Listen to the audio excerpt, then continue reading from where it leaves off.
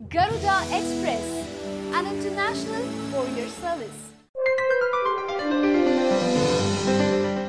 రైతు బజార్లలో 10 రూపాయల నాణేలను వ్యాపారులు తీసుకోవడం లేదు. నోటుంటే ఇవ్వండి లేకుంటే వెళ్లిపోండి అంటున్నారు. విశాఖపట్నం నగర వ్యాప్తంగా ఎస్టేట్ అధికారులకు ఫిర్యాదులు వెల్లువెత్తుతున్నాయి. 10 రూపాయల నాణేలను తప్పక తీసుకోవాల్సిందేనని మైకుల ద్వారా ప్రచారం చేయాల్సి వచ్చింది. పెట్రోల్ బంకుల వద్ద కూడా ఇదే పరిస్థితి. కొన్ని చోట్ల నాణేలు ఇస్తే కాదు నోట్లే కావాలని సిబ్బంది అడుగుతున్నారు. దీనిపై వాహన చోదకులు బంకుల సిబ్బంది మధ్య వాగ్వాదాలు చోటు చేసుకుంటున్నాయి. ఆటో ఎక్కినా ఇదే అనుభవం. 10 రూపాయల నాణేల్ని డ్రైవర్లు తీసుకోవడం లేదు. ఎక్కడ చూసినా ఇదే చర్చ. కిల్లి బడ్డీ మొదలుకొని కిరాణా దుకాణం వరకు 10 రూపాయల నాణం ఇచ్చేవారిని యగాదిగా చూస్తున్నారు. అయితే 10 రూపాయల నాణాలు చెల్లుబాటులోనే ఉన్నాయని ఎవరూ ఆందోళన చెందవద్దని జిల్లా పరిపాలనాధికారి ప్రవీణ్ కుమార్ చెప్పాల్సి వచ్చింది. 10 రూపాయల నాణాలపై కొంతమంది కావాలని వదంతులు ప్రచారం చేస్తున్నారని బ్యాంకుల అధికారులు చెబుతున్నారు. జనంలో అయోమయం సృష్టించి ఆ నాణాలున్న వారి నుంచి వాటిని చేజిక్కించుకునే పన్నాగంలో భాగంగానే వదంతులను వ్యాప్తి చేస్తున్నారని అనుమానం వ్యక్తం చేస్తున్నారు. పెద్ద నోట్ల రద్దయినప్పుడు కొంతమంది పాత 500 నోటికి 400 రూపాయలు,